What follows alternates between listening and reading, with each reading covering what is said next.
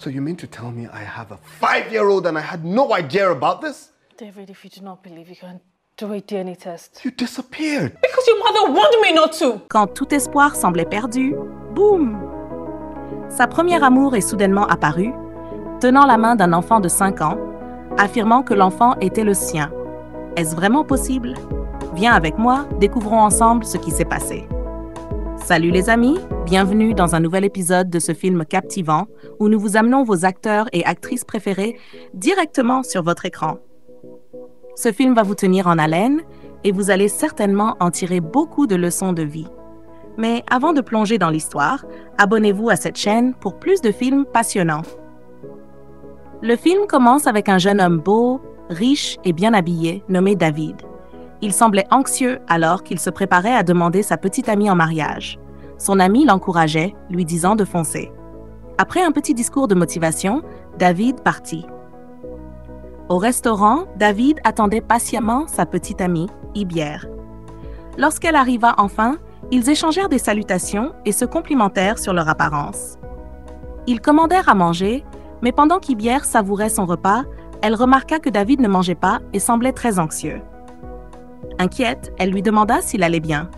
Soudain, David se leva, mit un genou à terre et sortit une bague, lui demandant de l'épouser. Submergé d'amour et d'émotion, Ibière accepta la demande. Ils s'enlacèrent, profondément amoureux. Pendant ce temps, on découvre une jolie jeune femme nommée Ama, assise à côté de sa fille malade, Diva, l'air très inquiète. Son amie entra et lui demanda si elle avait donné des médicaments à Diva. Ama répondit qu'elle lui avait donné un antidouleur et un comprimé pour la fièvre. Choqué, son amie lui demanda de venir parler dehors. Dehors, son amie lui dit d'appeler le père de Diva, lui rappelant qu'elle ne pouvait pas continuer à se battre seule alors que l'enfant avait un père. Mais Ama hésitait. Elle ne voulait pas causer de problème dans son foyer, sachant qu'il était fiancé. Alors qu'elle parlait, Diva poussa soudain un cri depuis l'intérieur. Elles se précipitèrent à l'intérieur. Quelques instants plus tard, Ama, visiblement bouleversée, faisait les 100 pas en se plaignant amèrement. Le lendemain, Ama et Diva furent vus dans un bus en commun, se rendant quelque part. Quelques minutes plus tard, Ama frappait à un portail. Ibière sortit et lui demanda ce qu'elle voulait. Ama dit qu'elle voulait voir David, affirmant qu'il était un vieil ami. Bien que confuse, Ibière entra pour dire à David que quelqu'un était à la porte pour le voir. Ils sortirent tous les deux et David fut choqué de voir Ama. Ibière s'excusa et partit au travail. À l'intérieur de la maison, David cria sur Ama après avoir appris qu'il avait un enfant de 5 ans. Il était furieux. Ama, resté calme, se leva et lui dit que Diva était gravement malade et avait besoin de son aide. Elle le supplia sincèrement. Après un long silence, David lui demanda d'attendre dehors. Quelques instants plus tard, ils étaient tous les deux à l'hôpital, attendant le médecin. Lorsque celui-ci arriva, il annonça une bonne nouvelle. L'opération de Diva avait réussi et elle était stable. Ils allèrent la voir. Plus tard dans la journée, David raconta tout à Ibière, y compris le fait qu'il pourrait avoir un enfant avec Ama. Il mentionna vouloir faire un test ADN pour en être sûr. Étonnamment, Ibière proposa qu'Ama et Diva restent chez eux en attendant les résultats. David trouva sa réaction étrange et inattendue. Mais voici la question à suspense. Pourquoi Ibière, qui devrait se sentir menacée, accepte-t-elle aussi facilement que l'ex de son fiancé et son enfant emménagent chez eux? Et si elle cachait quelque chose? Le soir suivant, David parla de la situation avec son ami, y compris de l'acceptation d'Ibière concernant Ama et Diva. Le lendemain, une amie d'Ibière lui rendit visite et la réprimanda avec colère pour avoir permis à Ama d'emménager chez eux. Après une longue dispute, elle partit frustrée. Plus tard, ce jour-là, Ama fut vue en train de marcher et de parler au téléphone avec une amie, toujours troublée par tout ce qui se passait. Le lendemain matin, Ama et Diva emménagèrent dans la maison de David. Ibière les accueillit chaleureusement et leur montra leur chambre. Et vous, que feriez-vous si votre partenaire devait soudain accueillir un enfant de son passé, prétendant que c'est le sien? Resteriez-vous ou partiriez-vous? Partagez vos pensées en commentaire. Ce même jour, Ama était dans le salon en train de regarder la télévision lorsque David rentra à la maison. Elle se leva rapidement et s'excusa, disant qu'elle allait dans sa chambre. mais David l'arrêta. Il voulait avoir une conversation sérieuse avec elle. En plein milieu de leur discussion, la petite diva sortit joyeusement pour montrer à sa maman un dessin de chat. Lorsqu'elle vit David, elle le salua poliment. David sourit et lui demanda d'apporter le dessin pour qu'il puisse le voir. Après un bref échange, Amma emmena Diva dans leur chambre pour lui faire prendre une douche. Cette nuit-là, David était dans la chambre avec Ibière. Il lui confia à quel point il se sentait coupable et confus face à toute la situation.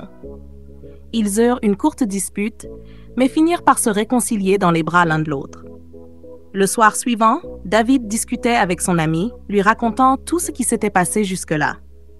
Le lendemain, Ibière et son ami faisaient une promenade en discutant tranquillement de la situation actuelle. De retour à la maison, David remit à Amma les résultats du test ADN. La tension monta rapidement. David, visiblement en colère, l'accusa d'être parti sans aucune explication des années plus tôt et la traita de tous les noms sous l'effet de la frustration. Mais c'est là que tout bascula. Pourquoi Amma l'a-t-elle quitté sans dire un mot et quel secret lui a-t-on caché depuis tout ce temps? Amma, désormais furieuse, se leva et révéla toute la vérité. Comment elle avait souffert toutes ces années et comment la mère de David l'avait menacée pour qu'elle reste loin de lui. David resta sans voix, totalement bouleversé par cette révélation. Amma, elle, s'éloigna en silence. Ce soir-là, David sortit faire un jogging. À son retour, il trouva Amma dans sa chambre, en train de faire ses valises. Il l'arrêta et lui demanda de rester encore quelques jours, disant qu'il avait besoin de temps pour créer des liens avec sa fille.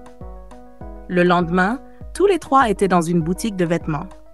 Diva, toute excitée, essaya une belle robe et courut la montrer à sa maman. David l'encouragea à en choisir une autre et insista aussi pour qu'Amma choisisse une tenue pour elle.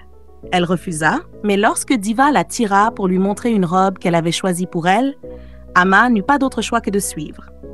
Quelques instants plus tard, Amma sortit de la cabine d'essayage. Sublime. David ne pouvait s'empêcher de la fixer. De retour à la maison, Amma discutait avec Diva, lui expliquant doucement que David était en réalité son père. Le matin suivant, David et Ibière étaient dans leur chambre quand Ibière reçut un appel urgent de son bureau. Elle réveilla David, l'informa, puis partit en vitesse. Plus tard dans la matinée, David descendit et vit Amma en train de nettoyer la maison. Pendant un instant, il resta là, silencieux, à l'observer, avant de remonter discrètement à l'étage. Quelques minutes plus tard, Amma préparait le petit déjeuner pour Diva lorsque David entra dans la cuisine. Amma demanda des nouvelles d'Ibière et David expliqua qu'elle était partie tôt au travail.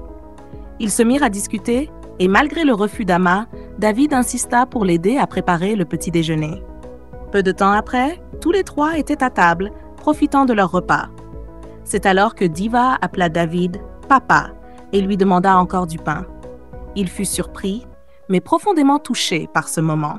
Plus tard dans la journée, David jouait et riait avec Diva, totalement charmé par sa petite princesse. Pendant ce temps, Amma, qui rentrait à la maison, était au téléphone avec son ami, lui racontant le lien grandissant entre David et Diva. À son retour, Diva courut l'accueillir avec un câlin chaleureux et lui dit qu'elle et son papa avaient préparé le dîner. Amma sourit et demanda des nouvelles d'Ibière. David expliqua qu'elle était coincée dans les embouteillages et rentrerait tard. Amma entra à l'intérieur pour prendre quelque chose, tandis que Diva et David restaient à table, souriant. Chers spectateurs, si vous étiez à la place d'Ibière, seriez-vous à l'aise de voir votre fiancé créer un lien avec son ex et leur fille sous le même toit? Ou poseriez-vous des limites? Dites-nous ce que vous en pensez dans les commentaires. Quelques minutes plus tard, ils étaient tous à table en train de manger. Après le repas, Diva les remercia, puis fit un câlin chaleureux à David avant de suivre sa maman à l'intérieur. Ce même jour, David était dans la cuisine en train de faire la vaisselle quand Amma entra. En le voyant, elle fit demi-tour pour partir, mais David l'arrêta.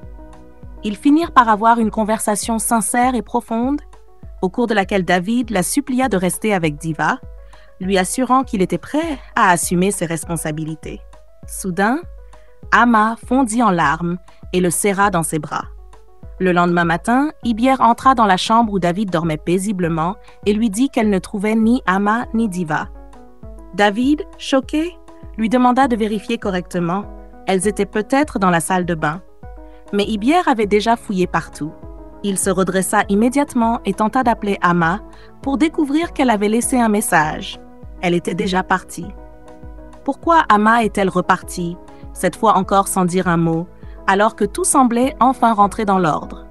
Pendant ce temps, à Ibadan, Ama était chez son amie, discutant de ce qui s'était passé. Elle avoua que partir avait été difficile et confessa qu'elle aimait toujours David.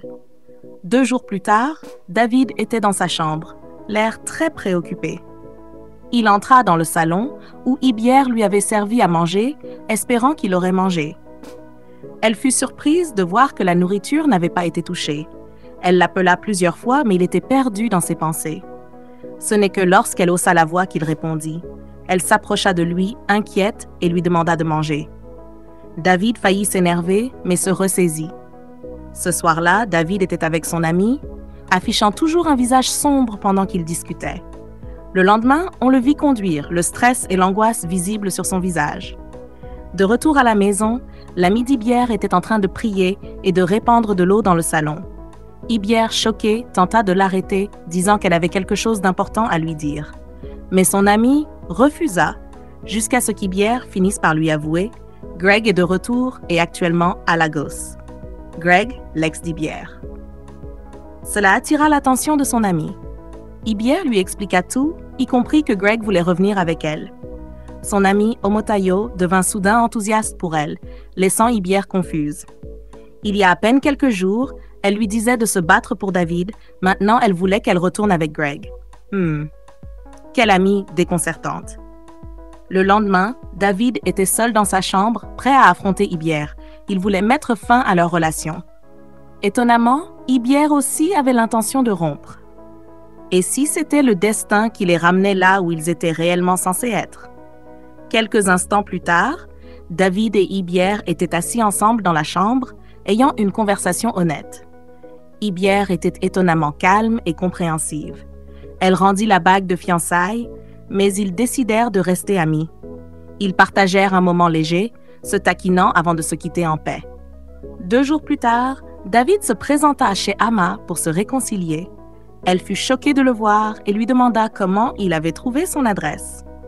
David expliqua que c'était son ami qui la lui avait donnée. Ils s'assirent pour discuter et il lui annonça la grande nouvelle. Lui et Ibière n'étaient plus ensemble. Ils voulaient recommencer à zéro avec Ama et Diva. Ce soir-là, David et Ama étaient dans le salon, regardant la télévision ensemble. De fil en aiguille, ils partagèrent un baiser. Plus tard dans la chambre, ils continuaient à discuter au téléphone pendant que Diva dormait profondément. Le lendemain, Ama reçut une robe de la part de David. Il voulait qu'elle la porte pour leur rendez-vous. Plus tard dans la journée, Ama arriva au restaurant, élégante et magnifique. Lorsque David la vit, ils s'enlacèrent et il la complimenta sur son apparence. Ils passèrent du temps à discuter et à apprécier la compagnie de l'un l'autre. Après le rendez-vous, ils rentrèrent chez eux, partagèrent de beaux moments ensemble, puis allèrent chacun dans leur chambre. Et vous, chers spectateurs, si quelqu'un de votre passé revenait en admettant ses erreurs et en demandant une seconde chance, ouvririez-vous à nouveau votre cœur ou tourneriez-vous la page définitivement? Dites-nous ce que vous feriez dans les commentaires. Le lendemain matin, Ama sortit et fut surprise de voir la table à manger déjà dressée avec de la nourriture. Plus tard dans la journée, Ama, David et Diva jouaient tous ensemble, partageant un magnifique moment en famille. Au fil des jours et des semaines, Ama et David commencèrent à se rapprocher et à très bien s'entendre. 2 jours plus tard, dans la nuit, Ama se rendit dans la chambre de David et ils partagèrent un moment intime. Le lendemain matin, Ama sortit pour acheter quelque chose. Mais à son retour, elle vit David et Ibière en train de se faire un câlin. Elle fit un petit signe de la main à Ibière, puis entra silencieusement. David, sentant que quelque chose n'allait pas, la suivit rapidement. Ama commença à lui montrer son agacement. David comprit que c'était à cause du câlin avec Ibière. Il la rassura doucement en lui expliquant qu'il n'y avait rien entre eux. Il lui déclara combien il l'aimait et que son cœur lui appartenait. En entendant cela, Ama le serra dans ses bras. Le matin suivant, David se réveilla et ne trouva pas Ama dans la maison. Il la chercha partout, mais il comprit finalement qu'elle était partie. Il s'assit, frustré et le cœur brisé.